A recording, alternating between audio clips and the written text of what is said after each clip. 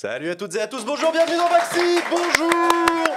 Bonjour tout le monde, bonjour le chat, bonjour le public, ça va le public?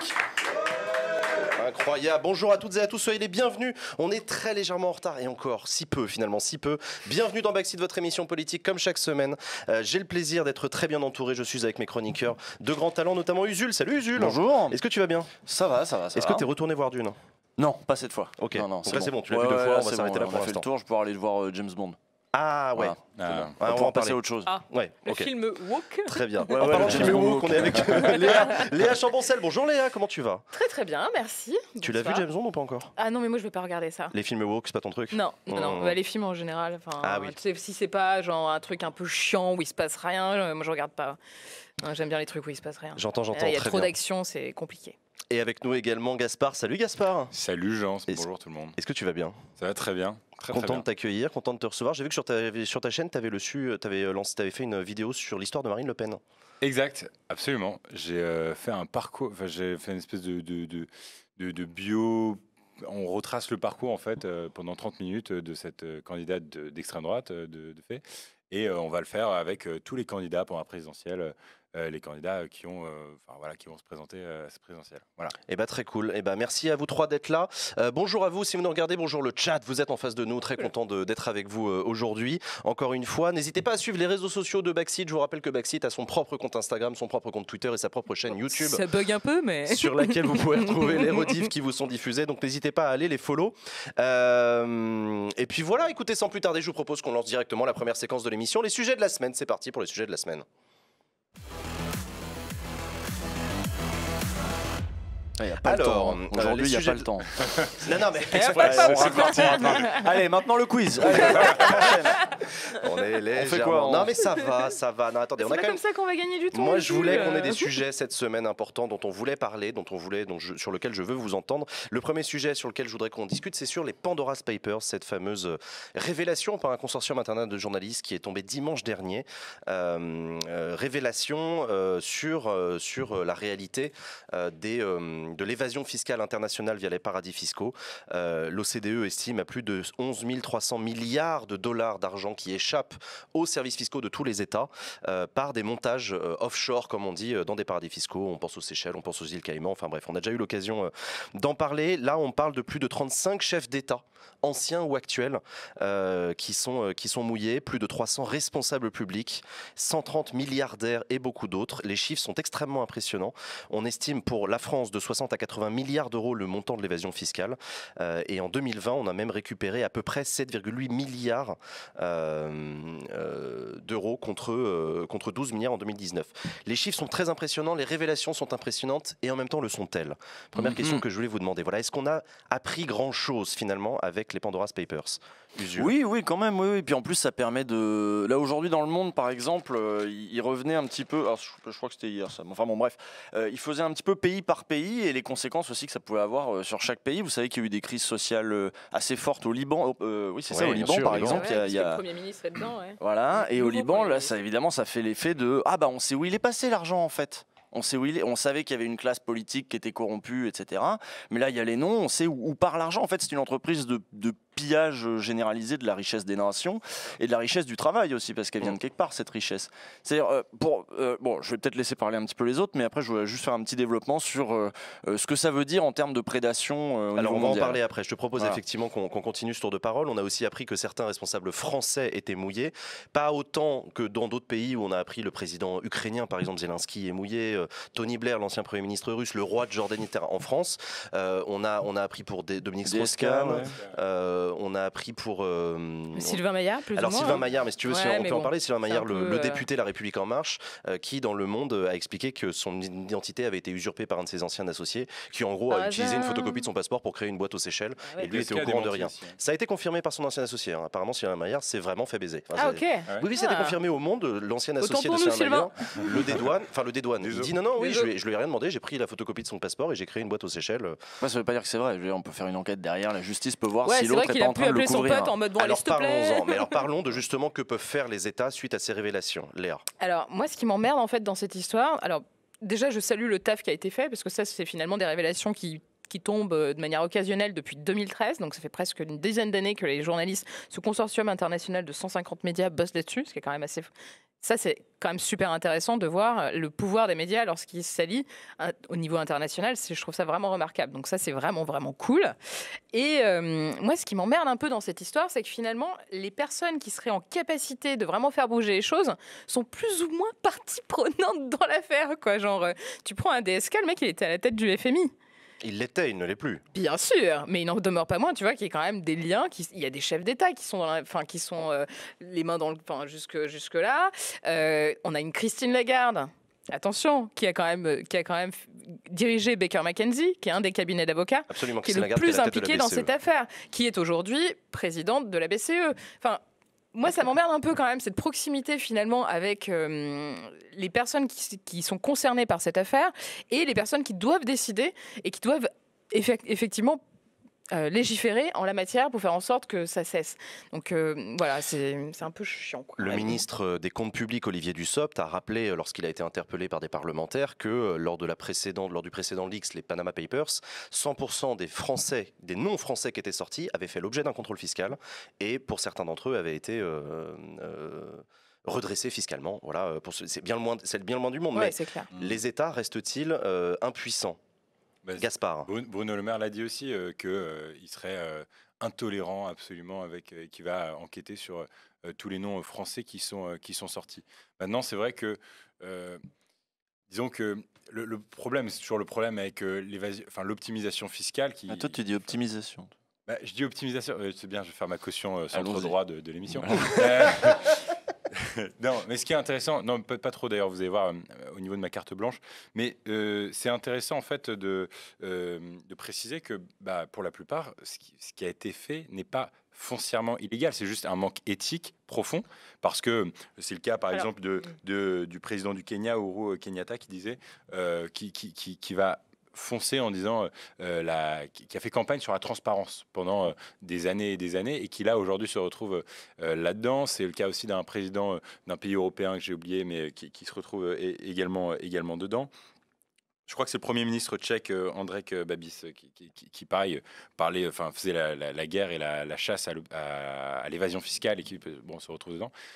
Bon, voilà. Tu voulais réagir peut-être? Non, je ne vais pas réagir. C'est la question d'illégalité. Attention, ça dépend de quel pays. Moi, je ne connais pas le régime fiscal du roi de Jordanie. Je ne sais pas si c'est légal ou pas en Jordanie de frauder. Voilà. En France, ça l'est. Enfin, on va être très clair là-dessus. C'est illégal en France de frauder le fisc. Ouais. Au-delà des aspects fiscaux, il y a aussi des aspects juridiques, en fait. Parce que ce dont on se rend compte dans cette affaire, c'est que, alors, d'une part, ils arrivent à faire de l'optimisation, ou appelez ça comme vous voudrez, de l'évasion fiscale. Ça, c'est un fait.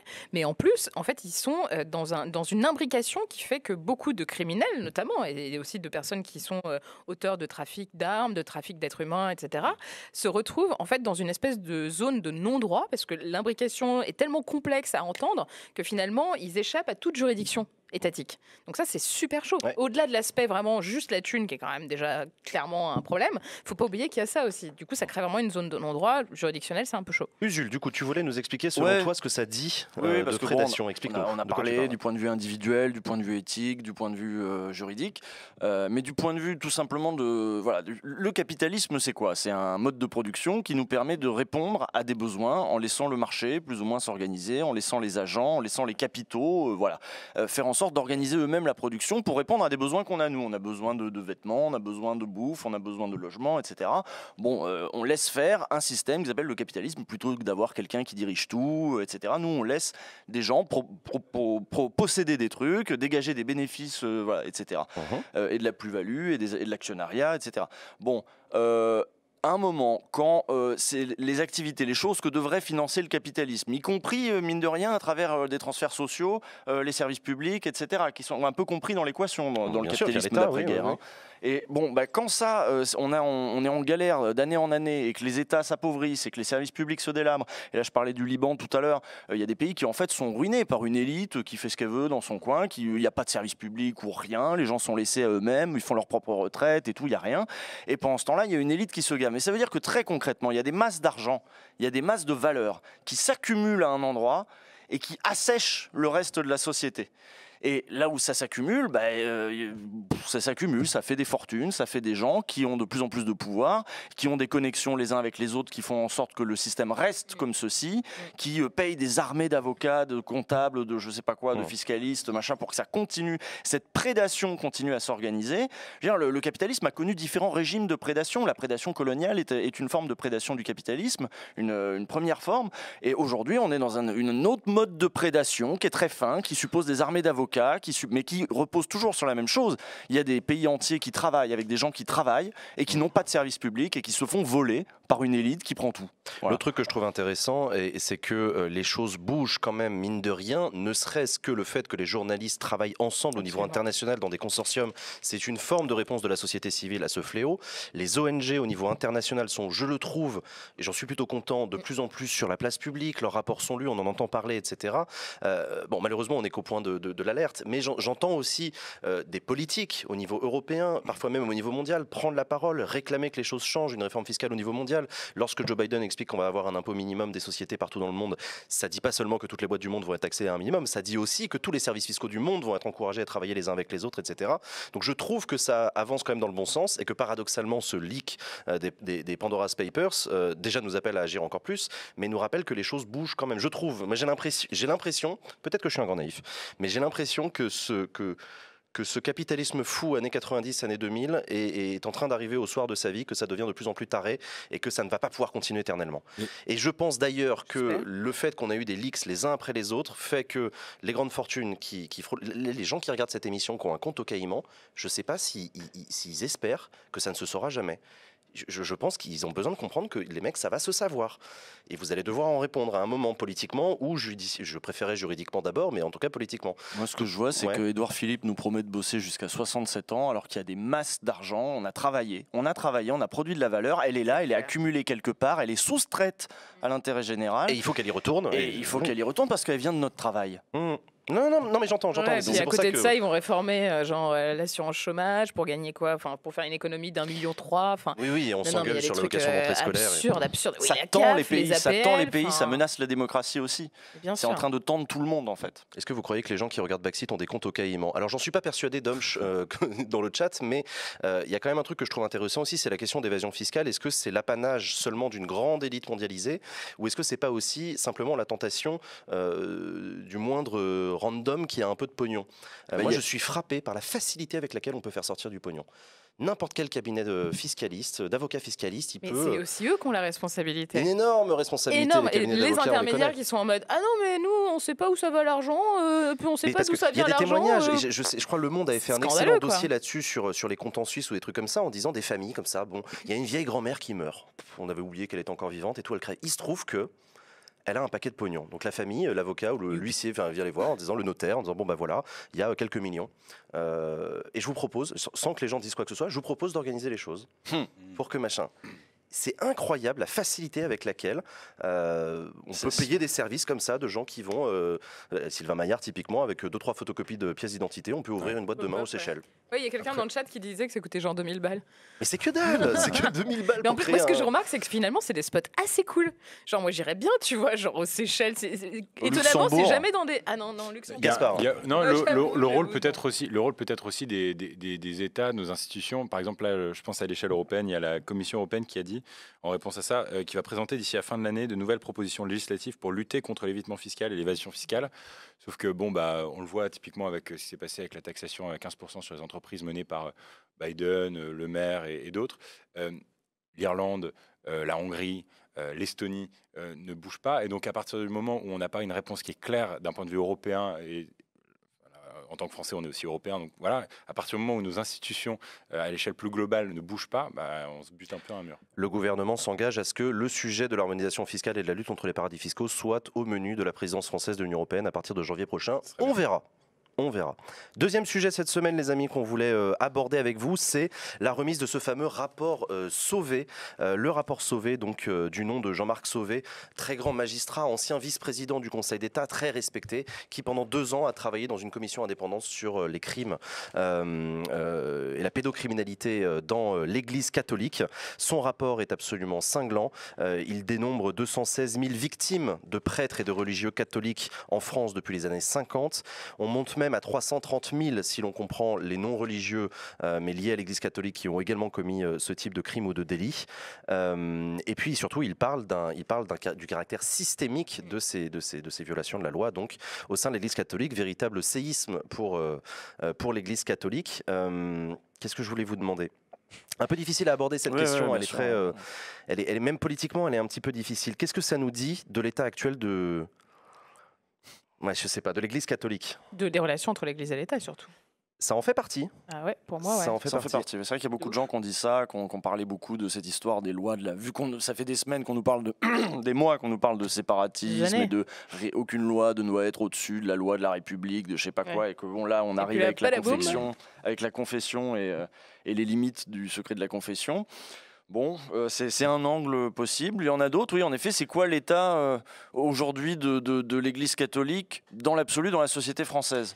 Il y a, avant ça, quand même, sur le rapport Sauvé, dans les réactions qu'on a eues, le chef de l'État, Emmanuel Macron, a salué l'esprit de responsabilité de l'Église catholique qui a souhaité cette commission indépendante suite à plusieurs révélations ces 10 dernières années et qu'il a mis sur pied. Le pape lui-même a dit son immense chagrin et enfin voilà. Il a parlé de honte. Il a parlé de honte. Donc les mots sont forts, les mots sont durs. Je trouve qu'il y a un consensus quand même dans la classe politique et médiatique.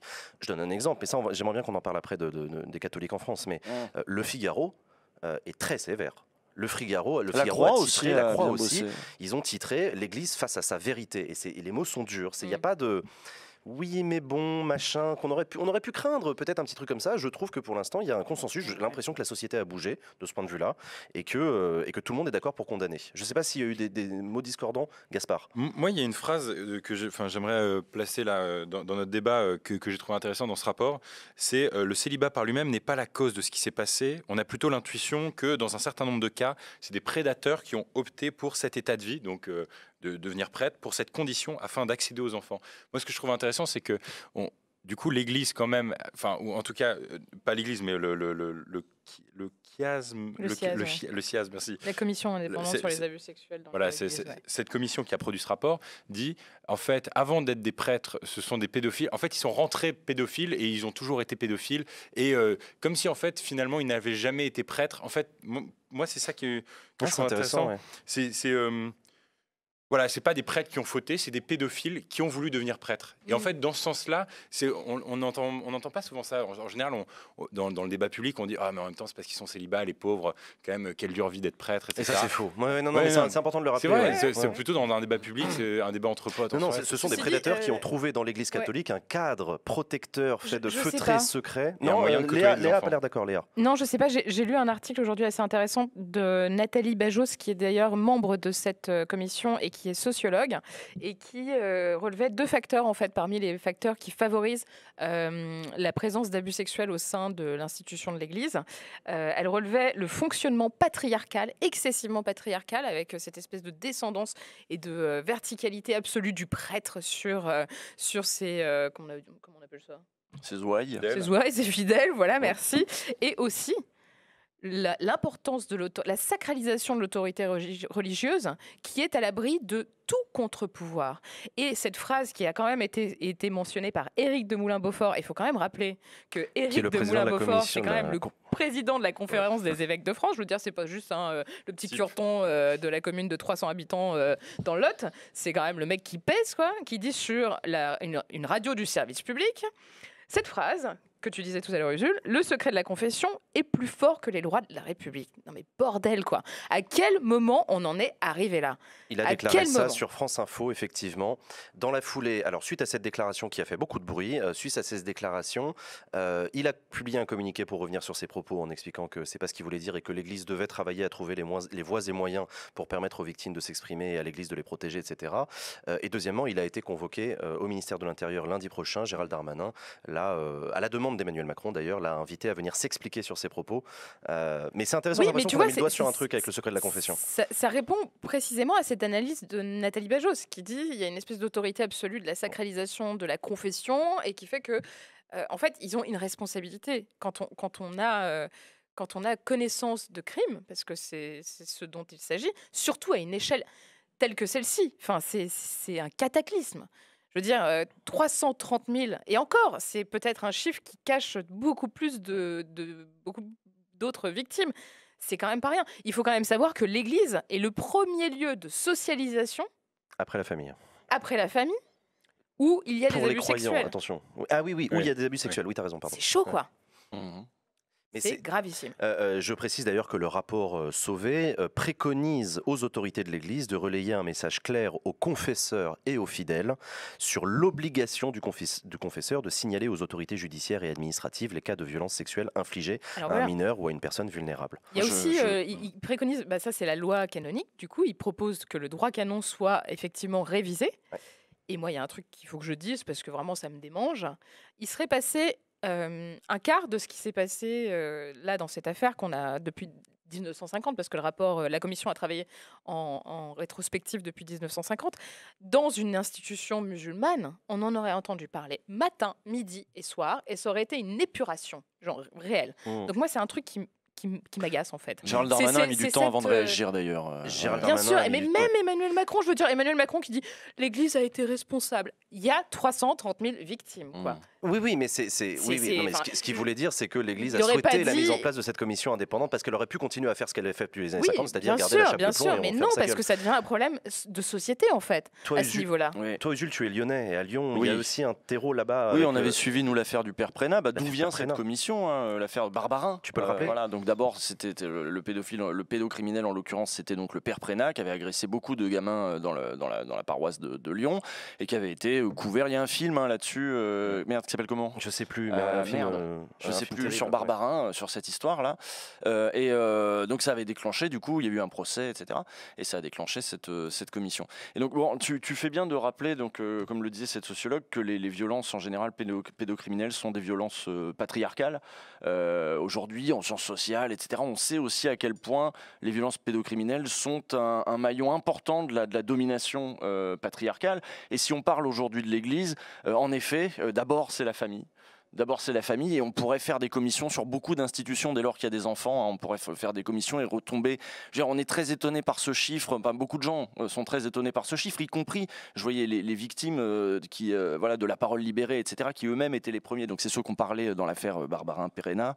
Eux-mêmes étaient étonnés par l'ampleur de ces chiffres. Je pense qu'on serait étonné par l'ampleur de ces chiffres dans beaucoup d'autres institutions et bien sûr dans la famille. On commence à peine à parler un petit peu de ça. On parlait mieux qu'on en parlait avant. Il y a eu quelques affaires, Olivier Duhamel notamment.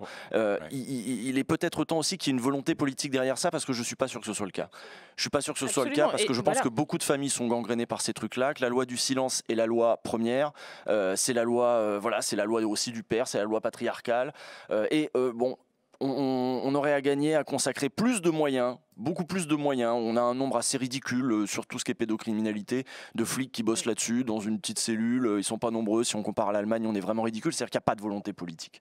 Donc il y a une révolution culturelle à se faire, et je pense précisément qu'on ne fait pas cette révolution culturelle parce que les violences faites aux enfants sont un maillon important de la domination patriarcale, et que si tu commences à déboulonner ça, tu vas aussi déboulonner beaucoup de figures du père et beaucoup de l'autorité de comme n'importe quelle patriarches. personne qui est considérée comme étant faible, parce que là, ce qu'on voit aussi dans cette enquête, c'est que au-delà des enfants qui sont les principales victimes, et d'ailleurs principalement des enfants de sexe masculin, vraisemblablement, qui est la différence dans la vie courante, enfin dans la famille, ce sont plus généralement des femmes et des jeunes filles qui sont agressées. Là, c'est l'inverse. C'est intéressant de le noter quand même. Ça s'explique, nous dit justement cette sociologue, du fait qu'ils fréquentaient plus de curés. C'est pas qu'ils étaient plus attaqués quand il y avait la parité, mais juste qu'avec les institutions de jeunes hommes, etc. Mais il faut quand même rappeler qu'au-delà des enfants, il y a quand même beaucoup de femmes qui sont des femmes qui sont engagées au sein de l'Église, qui sont victimes de violences très régulièrement,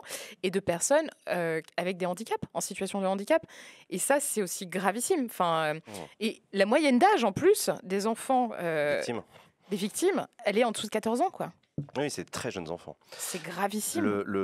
Il y a quand même aussi un sujet qui est lié à celui-là, et que si on prend un tout petit peu de distance, le rapport Sauvé arrive à un moment particulier de l'histoire du catholicisme en France, qui est une perte d'influence considérable de l'Église catholique en France. L'Église catholique a été un acteur social et politique puissant pendant des siècles. Tout au long du XXe siècle, il a continué à être une force d'appui importante pour plusieurs mouvements politiques, notamment pour le conservatisme, la droite, par exemple, mais pas seulement, aussi des chrétiens de gauche avec l'abbé Pierre, avec Pèlerin Magazine, etc. Donc ça a été une forme aussi de sociabilisation avec les jeunesses ouvrières chrétiennes, avec le MRJC, etc. Il se trouve que depuis plusieurs décennies, on constate, les sociologues, les historiens, les journalistes, tout le monde qui regarde, constate que l'Église catholique perd du terrain. On en a parlé la semaine dernière dans Backseat. Les réseaux cathos issus de la Manif pour tous n'ont pas réussi à mobiliser sur le bioéthique, sur l'IVG, etc. D'un certain point de vue, je trouve que c'est plutôt une bonne chose. À titre personnel, je suis plutôt favorable à l'IVG, etc. Donc quand l'Église catholique perd du terrain, je suis plutôt content sur ce sujet-là. Mais en même temps, je ne peux pas m'empêcher de me dire que la perte de terrain de l'Église catholique est également une perte de terrain sur un certain nombre de valeurs qui permet à Zemmour de proliférer, par exemple. Elle est où l'Église catholique quand Éric Zemmour commence à réhabiliter Vichy, à dire qu'il faut renvoyer les migrants à la mer, dans les bateaux, etc. C'est des moments où l'Église catholique aussi, sa parole, elle peut être puissante, elle peut être forte. Entre les deux tours de la présidentielle en 2001, l'Église catholique, elle a été très claire, très très claire. Ils ont explicitement, avec des mots feutrés, appelé à voter contre Jean-Marie Le Pen parce que les chrétiens ne doivent pas choisir la division et la haine, les chrétiens doivent choisir l'unité et machin, etc. C'était les mots de l'Église catholique en 2002 étaient très puissants. Aujourd'hui, je trouve que le recul de l'Église catholique nous dit aussi quelque chose de très important pour tout un électorat de droite qui est déboussolé, qui n'écoute plus, et ils écouteront encore moins demain la conférence des évêques de France, y compris lorsqu'elle dira des choses du genre la tolérance c'est une valeur chrétienne, etc. Moi, je trouve, politiquement, je trouve que ça dit quelque chose. Moi, je trouve que c'est quand même très important aussi en termes de d'émancipation intellectuelle, en tout cas, que les Françaises et les Français n'écoutent plus l'Église. Tu vois, on pourrait aussi trouver navrant j'entends. On pourrait aussi trouver navrant que l'Église n'ait pas été foutue d'écouter les Français et que l'Église n'ait pas été foutue d'écouter ses propres croyants dont les valeurs évoluent un petit peu, l'esprit s'ouvrait un petit peu. Elle n'a pas été foutue de faire son Vatican III, quoi. Aussi, ouais. Il y a eu Vatican II, peut-être qu'il aurait fallu un Vatican III aussi à un moment sur un certain nombre de questions. Sur la question de la contraception, etc. Et au moment de l'épidémie de sida, l'Église a été en contretemps, a raté beaucoup de rendez-vous, y compris avec ses fidèles. Et donc si aujourd'hui il y a une désaffection de l'Église, je pense qu'elle y est quand même un petit peu pour quelque chose. Tout ce que je dis, c'est que cette désaffection de l'Église est aussi un carburant à la montée d'un discours, notamment à droite. Mais bon, j'analyse ça d'un regard extérieur. Je trouve que l'électorat de droite est déboussolé, en fait. C'est vrai, quand on peut même plus faire confiance à la conférence des évêques de France, qui raconte n'importe quoi en direct sur France Info, tu comprends que des gens soient déboussolés et se disent, après tout, Zemmour, pourquoi pas ? Pour un électorat de droite, c'est un truc qui... Ouais. Gaspard, tu voulais si on regarde, mais je suis pas certain d'être d'accord avec toi sur le cas Zemmour. Quand on regarde par exemple en 2017 au premier tour, bon évidemment c'est pas surprenant, l'électorat catho a voté massivement Fillon. Les cathos pratiquants, 55% des voix sont allées à Fillon au premier tour. Macron 14% pour les mêmes et Marine Le Pen 14,6%. Ce qui est intéressant, j'ai trouvé cette enquête que j'ai trouvé marrante. Je sais pas, c'est pas forcément marrant, mais en tout cas intéressant. Plus les cathos sont pratiquants, moins ils votent Le Pen, et moins les cathos sont pratiquants, plus ils vont être tentés par le discours du Rassemblement national, puisqu'ils ont voté à 24% pour Marine Le Pen quand ils ne sont pas pratiquants, les cathos, et à 14,6% quand ils vont à la messe au moins une fois par semaine. Les cathos pratiquants, ils votent moins facilement à l'extrême droite que les non pratiquants. Ce qui est assez marrant, parce que Marine Le Pen elle-même n'est pas pratiquante. Elle dit qu'elle est une catholique de parvis. Elle ne va guère à l'église que lors des mariages et des grandes fêtes. L'Église catholique a eu des très mauvaises relations avec le Rassemblement national. C'est pas Jean-Marie Le Pen et l'Église catholique ne s'entendaient pas du tout, et ça a été, je trouve, un frein pendant longtemps. Donc non, mais c'est ce que tu dis est intéressant. C'est pour ça que moi ça me fait réagir là-dessus. Les amis, je vous propose qu'on passe aux cartes blanches, comme chaque semaine. C'est parti pour les cartes blanches. Je sais jamais s'il y a un jingle. Il n'y a pas de jingle. Non, je me disais, il n'y a pas de jingle pour les cartes blanches. Il n'y a pas de jingle. Oh là là, le mec on a vu complètement à côté de son émission. Putain, il n'y a rien qui va. La carte blanche, chers amis. Chaque semaine, je propose à mes trois chroniqueurs de venir parler d'un truc sans que ce soit un sujet pour qu'on en débatte. Mais voilà, faire une chroniquer. Allez-y, chroniquer. Bande de chroniqueurs. On commence par qui ? C'est la blague de mon père préféré. Quand je lui ai dit je vais devenir chroniqueuse, j'étais enfin une grosse niqueuse dans la famille. Super. C'est marrant, ça. Ah, la blagounette de papa. Bisous. Big marrant, up. Ouais, c'était marrant. En parlant de ça, non, je déconne. Je voulais parler dans ma chronique d'aujourd'hui de ma carte blanche, pardon, de enfin, la proposition de loi d'Alban Gaillot qui revient a priori dans l'actualité et qui devrait être réinscrite à l'ordre du jour de l'Assemblée nationale en novembre. Cette proposition de loi propose, tel que son nom l'indique, de prévoir un délai pour recourir à l'IVG de 14 semaines à la place de 12 semaines, donc rallonger le délai de 2 semaines. Et en fait, je ne sais pas si vous vous souvenez, on en a parlé brièvement, enfin, on a passé un peu de temps quand même si la semaine dernière dessus. Il y avait eu un peu une passe d'armes entre le gouvernement, le Parlement qui était pour, le gouvernement qui apparemment est toujours contre. C'est quand même intéressant de voir que c'est Castaner qui a dit on s'en tape, on va l'inscrire à l'ordre du jour. Donc il monte au créneau et il a garanti à Alban Gaillot que cette PPL serait inscrite à l'ordre du jour en novembre. Mais non seulement, parce qu'on s'attend à ce que le Sénat, bien sûr, la rejette, comme ils l'ont déjà fait la première fois, non seulement elle reviendrait à l'Assemblée nationale en février-mars, enfin, pardon, janvier-février, parce que les travaux sont suspendus en février, fin février, pour pouvoir être adopté définitivement. Donc, a priori, avant la fin du quinquennat, si tout va bien, on aura cette mesure qui permettra aux femmes, oui, effectivement, aux femmes de pouvoir avorter jusqu'à 14 semaines. Donc, c'est quand même une véritable avancée parce que beaucoup de féministes, d'organisations féministes se sont battues pour essayer de convaincre Emmanuel Macron de vraiment faire un pas en arrière et de reculer là-dessus. Il avait affirmé à elle, je ne reviendrai pas là-dessus. Et on sent qu'il y a quand même encore une petite crispation, qu'il n'est pas content, a priori. Les bruits de couloir disent qu'il est vraiment pas content, mais on verra. Il y a quelqu'un dans le chat qui demande comment ça, les travaux parlementaires sont suspendus fin février. Oui, je rappelle que 2022 est une année d'élections législatives, il n'y a pas que la présidentielle. Et donc la fin de la session parlementaire, c'est fin février. Et à partir de fin février, on est full élection présidentielle puis législative, donc fin des travaux, fin février. Mais je suis comme toi, le fait que Castaner se rebelle contre Macron, c'est pas tombé dans l'oreille d'un sourd et je trouve ça assez intéressant. Ouais, carrément. Et en plus, apparemment, il a un peu fait la gueule. J'ai vu ça dans la newsletter de chez Paul, qui est assez sympa. Aujourd'hui, il disait qu'il faisait la gueule parce qu'il y avait certains députés qui avaient dit de La République En Marche, on va aller à la sauterie d'Édouard Philippe ce week-end. Et lui, il était là, ouais, non, mais il y en a quelques-uns qui y vont, mais pas tout le monde, quoi. Genre, apparemment, il est un peu genre, les quelques-uns qui sont un peu à gauche, revenez là et n'allez pas voir Édouard Philippe. Merci Léa pour cette carte blanche. À ton tour, Gaspard. Moi aujourd'hui j'avais envie de vous parler pareil d'évasion fiscale un peu plus d'un gate que j'essaye péniblement d'ouvrir avec le CIYI. Le CI, dont je suis le seul membre actuellement, c'est le consortium international des youtubeurs d'investigation que j'ai décidé d'ouvrir aujourd'hui. Cette histoire de Pandora Papers, moi, elle m'a donné des idées, chers amis. Et si on ouvrait une nouvelle enquête sur le plateau de Backseat, un nouveau gate, les YouTuber Papers. On pourrait dire les Streamers Papers, mais je trouvais ça moins chouette à l'oral, donc YouTuber Papers. À 2h30 de Paris se trouve une île extraordinaire, un petit état insulaire en plein milieu de la Méditerranée. Et cette petite île, elle est dingue déjà parce qu'il fait super beau dessus. Et elle est encore plus paradisiaque parce que le taux d'imposition effectif peut chuter à 5% pour les entreprises. 5%. Pour les viewers qui nous regardent, l'impôt sur les sociétés en France avoisine plutôt les 28-30%. 30%, 5% à la fin de l'année, ça fait quand même une sacrée différence. Et ça, Jamy, c'est ce qu'on appelle un paradis fiscal. J'ai travaillé ce truc-là. Depuis quelques années déjà, Dubaï est devenu le paradis des influenceurs, lifestyle et des ex-stars de la télé-réalité. Nabila, les Marseillais, les Ch'tis, les Anges ont tous élu domicile là-bas pour sa culture, j'imagine, son âme historique et surtout son extraordinaire régime fiscal. Alors pendant longtemps, on s'est cantonné à ça. L'exif fiscal, c'est un truc de grand patron, un truc de chanteur de variété française et d'ex-star de la télé-réalité.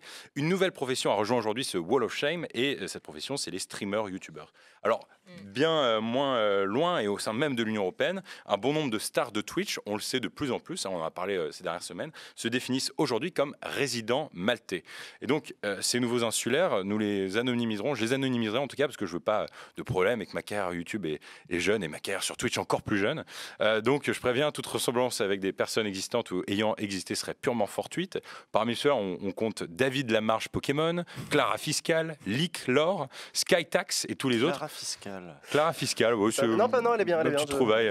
Alors, il y a deux écoles. Il y a l'école de David Lamarche qui consiste à tout plaquer pour aller vivre à Malte et dire à travers un drôle de chantage avec sa commu que sans Malte, il ne serait jamais revenu sur YouTube, pourquoi pas.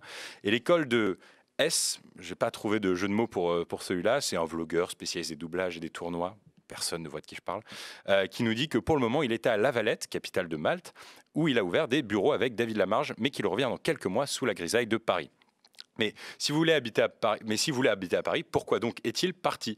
Alors j'ai ma petite idée, je vous la donne. Pour être considéré comme un résident fiscal français, les amis, il faut soit avoir son activité professionnelle basée en France. Dans le cas des influenceurs, c'est une activité immatérielle de la prestation de services en ligne. Donc a priori, ça marche, peu importe le territoire sur lequel tu te trouves. Et également considéré comme résident fiscal français, celui ou celle qui décide simplement de séjourner plus de 183 jours sur le territoire français. Donc dans ce cas-ci, ces youtubeurs, streamers calculent férocement à ne pas passer trop de temps d'argent en France au risque d'être de nouveau imposable aux yeux de la loi. Après, ça fait penser à Johnny quand il allait un peu en Suisse, à Gstaad, et il repartait et tout. On a atteint. Voilà, exactement. Ouais. Si on calcule exactement les jours. Bon, alors moi, ce que je trouve dingue, c'est que ces youtubeurs que j'aime beaucoup, pour certains d'ailleurs, se servent de leur exil fiscal comme terreau créatif. Je vous jure que c'est vrai, pour leurs vidéos YouTube. Le youtubeur dont je parlais, que j'ai anonymisé, a sorti une série de vlogs sur la création de son entreprise à Malte. David Lamarge, Pokémon, a fait une FAQ, comme si finalement l'optimisation fiscale, c'était OK. Ces youtubeurs qui ont bénéficié, comme tout le monde, du système de santé français, mais qui ont aussi bénéficié, qui continuent parfois, et qui ont bénéficié, et cette fois-ci pas comme tout le monde, d'agréables subventions publiques, comme celle du CNC, ne jouent pas le jeu de la redistribution. Plus encore surprenant, je trouve que on voit les jeunes, leurs jeunes communautés, parfois les défendre férocement sur Twitter, voire torpiller ceux qui oseraient lever l'omerta sur cette situation qui est tout simplement scandaleuse. Donc si ça vous chauffe, hashtag YouTuber Peppers entêté ce soir. C'est une bête d'idée. Merci Gaspard, bravo Gaspard, super carte blanche. Je suis presque de gauche en fait avec cette émission. Il y a quelqu'un dans le chat qui a dit, Gaspard il a viré à gauche sans qu'on ait le temps de s'en apercevoir. Non, mais c'est pas de gauche, c'est juste le respect de la loi, bordel de merde. Non, mais ça me fait penser ce que tu me dis, c'est une anecdote, mais c'est vrai que j'avais rencontré à une soirée Twitch il y a plusieurs années maintenant, une soirée Twitch, je me retrouve à fumer une clope avec un jeune streamer que je connais pas du tout, qui a littéralement 19 ans. Moi à l'époque j'en ai 28, je suis en train d'essayer de faire 2-3 trucs avec l'Assemblée nationale et tout, et lui je sais plus, on papote et tout, et il m'explique dans le plus grand des calmes, il me dit ah ouais t'es en France toi, je lui dis oui je suis en France, oui parce qu'en même temps on est à Paris là. Il me dit non mais pourquoi, enfin tu t'en bats les couilles, pourquoi tu restes en France, en vrai viens, enfin moi j'ai fait un montage, il y a pas de problème. Il avait 19 ans, hein. Méga jeune le mec, et il m'explique dans le plus grand des calmes que ses revenus Twitch en fait ça part à Malte et que c'est cool et qu'il y a pas de problème, que si je veux il me file les contacts, mais surtout il me parlait avec un espèce de mais pourquoi tu restes en France, mais t'es sérieux? Mais mec, t'es con quoi. Enfin, un truc de. Je trouvais ça impressionnant de l'âge à partir duquel on peut devenir un fraudeur fiscal. Dans la détente la plus absolue. Et je suis d'accord aussi avec toi sur les communautés qui les défendent, où pareil, tu te retrouves avec des adolescents qui n'ont pas un rond. Si ça se trouve, il y en a même certains qui vont à l'aide alimentaire, qui se retrouvent à défendre leur youtubeur préféré, exilé fiscal à Malte. Je trouve ça incroyable. Mais en plus, je trouve que c'est bien que tu aies insisté là-dessus. Ces mecs ont une influence de ouf quoi, auprès de leur communauté. Alors s'ils sont en mode c'est normal, tout le monde va se dire ah bah j'en mets. Parce que tu vois typiquement je veux dire DSK qui fait ça, bon Osef tu vois il a pas non plus une influence de dingue. Tout le monde va pas se dire je vais faire comme DSK, trop cool, c'est pas une bonne idée. Hein. Clairement vous dites pas ça. Surtout si vous êtes, surtout avec les femmes, hein, faites pas comme lui. Clairement ni avec la thune vraisemblablement. Mais là c'est chaud parce que on sait qu'il y a vraiment un pouvoir d'influence de ouf quoi. Usul, à toi, la carte blanche cette semaine, dis-moi. On va changer d'ambiance. On part de Malte et on va beaucoup plus proche de chez nous. Il y a un numéro là de Society qui est vraiment passionnant sur. Montre-le bien la caméra, s'il te plaît. Les enfants du crack. On va parler du crack. 35 ans de cailloux, de misère et de renoncement en France. C'est Society, donc c'est vraiment du bon boulot. C'est sur plusieurs pages. Et bon, voilà, le crack, on a entendu parler de la colline du crack, de Stalingrad. Le crack est devenu visible dans l'espace public. À Paris, il y a de ça maintenant quelques années. Alors, on apprend aussi pourquoi, on apprend comment dans cet article. On apprend pourquoi on s'en occupe un petit peu que maintenant. Il y a eu tout un temps, par exemple, où l'héroïne inquiétait énormément parce que, bon, déjà, il y avait l'épidémie de VIH. Et puis, les gens se piquaient, donc ça paraissait violent. Le crack, ça se fume, donc on se disait c'est peut-être un peu moins violent. Donc il n'y a pas eu tellement de politique publique, de prise de conscience, etc. Et pendant longtemps, l'article précise que 90% des gens qui consommeraient du crack, donc je rappelle, le crack c'est de la cocaïne altérée et dont on fait une petite boulette dure et qu'il s'agit de fumer, voilà, un petit caillou blanc. Et bon, apparemment 90% selon cet article des utilisateurs de crack sont insérés dans la société, etc. Mais il y a 10% de gens qui sont en effet à l'air libre, dehors, parfois 3 jours d'affilée en train de prendre du caillou. Bon, alors, on nous met beaucoup en scène dans les médias le fait qu'il y a des luttes entre les riverains et les consommateurs. Évidemment, mais pas seulement. Il y a aussi des riverains qui se sont demandé comment on pouvait les aider, comment on pouvait changer les choses. Et en fait, on est avec cette situation-là au carrefour de plein de problèmes différents. On est au carrefour de gens qui ont des problèmes psy déjà à gérer. C'est-à-dire des gens qui ont des schizophrénies, des choses comme ça, des problèmes sociaux évidemment, des problèmes de violence, des gens qui fuient des environnements dans lesquels ils ne sont pas bien. Bon, on est vraiment dans une situation en fait où la misère humaine se mélange, mais qui n'est pas que de la misère humaine, c'est de la misère sociale. On se retrouve avec des gens qui cumulent et qui sont là peut-être aussi parce qu'on n'a pas assez investi, y compris dans les soins psy, dans les hôpitaux, etc. Des gens qui sont sans soins et qui se retrouvent avec ça, qui se retrouvent dans ces espaces-là. Pendant un temps, on les voyait pas parce qu'ils étaient dans des squats. Et puis à un moment, on a eu des politiques d'évacuation des squats. Et ben maintenant, ils sont dans la rue et ils vont de jardin en jardin. Et que faire? Pour l'instant, la technique, c'est de les pousser. Voilà, dès qu'il y en a un quartier qu'on a trop marre, on les pousse un petit peu plus loin. Et puis, bon, dans une situation qui est relativement inextricable, si en tout cas il n'y a pas de volonté de le faire et si beaucoup de problèmes ne sont pas traités en même temps avec, avec intelligence et avec humanité. Mais d'ailleurs c'est intéressant, je me souviens qu'à l'époque où je travaillais au ministère de la Santé, nous on se battait pour parler d'épidémie de crack. Mais c'est intéressant, tu vois, d'imposer le mot épidémie dans le vocabulaire pour rappeler que c'est d'abord un problème de santé publique grave. Et que mais la notion d'épidémie est importante. Il y a des... Voilà, il y a des moments où ce truc-là, et que la réponse ne peut pas être que sécuritaire et policière, elle doit l'être en partie parce que ça pose des problèmes graves. Mais ceci étant, je vois ce que tu veux dire sur la prise en charge d'une politique publique. Et vous en saurez plus du coup dans cet article, sur quand est-ce que c'est arrivé en France, etc. Ça fait plus de 15-20 pages, un truc comme ça. C'est vraiment une belle enquête de Society. Merci. Si je peux juste rajouter un petit point, parce que j'ai fait un podcast avec l'association Aide justement sur la politique des drogues et on s'est rendu compte, moi du coup j'ai travaillé pendant presque un mois avec l'asso et notamment des personnes qui suivent les consommateurs et consommatrices sur le terrain et en réalité beaucoup de personnes qui sont à la rue ne peuvent pas vivre à la rue sans substance en fait, parce que c'est tellement difficile de dormir, de vivre en fait dehors, que la majeure partie recourt au crack parce que c'est le moins cher en fait, et à l'alcool, etc. Donc il y a aussi, au-delà de l'enjeu de santé publique, aussi un enjeu de logement et d'habitat, quoi. Est-ce que c'est pas lié à la politique d'immigration? Question innocente, bien sûr. C'est lié indirectement plus à la question de la politique d'accueil que de la politique d'immigration. Le fait que ce soit des immigrés, en fait, a assez peu de choses. C'est la question de l'accueil, c'est ce que disait Usul. Des gens qui vivent à la rue ont une probabilité de chance de tomber dans le crack bien plus importante, que ce soit des étrangers ou pas, ça ne change rien. Ça a été organisé à Paris en plus. Et le crack est arrivé de territoires français, des territoires français d'outre-mer. Ah oui, non, c'est pas des immigrés qui viennent avec leur bagage. Ah non, pas du tout, au contraire. C'est des gens qui... Ce qui s'est passé à Paris sur la colline du crack, c'était des immigrés qui étaient justement à la porte de la Chapelle et des trafiquants qui sont allés les voir, qui les ont rendus accros. Exactement. Et c'est plutôt comme ça que ça s'est passé. Chers amis, je vous propose que, comme chaque semaine...